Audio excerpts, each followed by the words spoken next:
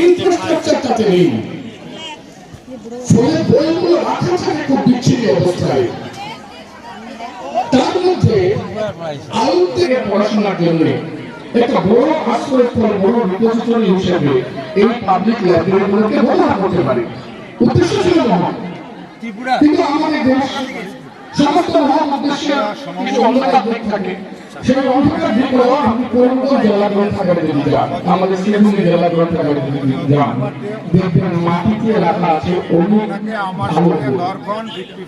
এখানে যে ধরনের বই লোকে পড়বে না, 70% বইয়ের কোন পাঠক নেই। করিমগঞ্জ জেলা গ্রন্থাগারের 70% বই কোনদিন কেউ ছেড়ে দেখবে না।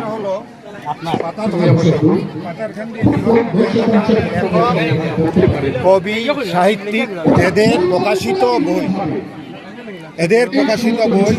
এই ডেস্কের মধ্যে আছে। সবরে আমি এখানে ডিসপ্লে, এটা চতুরঙ্গের যে রিপোর্টগুলো আছে, চেতন, চতুরঙ্গের চেতন, আফমা ইকবাল, পাতারখান্দির মানুষ, পাতারখান্দির মানুষ,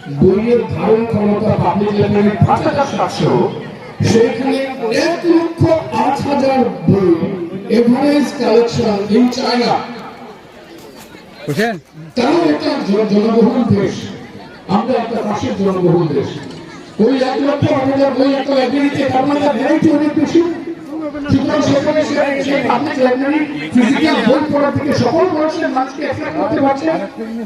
আমরা উপযুক্ত পরিকল্পনা নিচ্ছি না বলে আমরা শুধু তিনি যা বলবেন আমরা হাতে লিখে বাহিনী তৈরি করবো। এই জন্য নানাভাবে বুথ করে রাখার যাবতীয় আয়োজনে আমাদের রাষ্ট্রের পরিচালকদের পক্ষাগত রয়েছে বলে আমরা নতুন বই পড়ার প্রজন্মকে উৎসাহিত করতে পারছি না।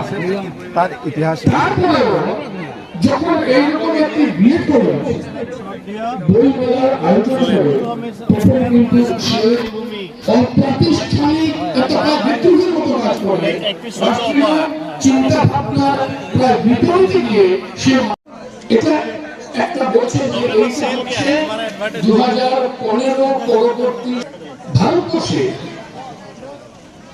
54,000 ইনফ্রাস্ট্রাকচারটাতে নেই, ফলে বইগুলো রাখা থাকে খুব বিচ্ছিন্ন অবস্থায়।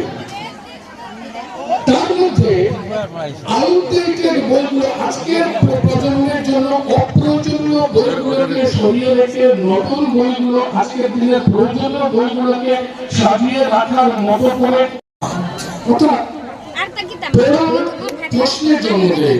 ওরা কি করে যে প্রশ্নের মাধ্যমে প্রশ্ন তুলে তুলে মীমাংসায় যাওয়া, বই পড়া, ক্রিটিক্যাল থিংকিং ডেভেলপ করা।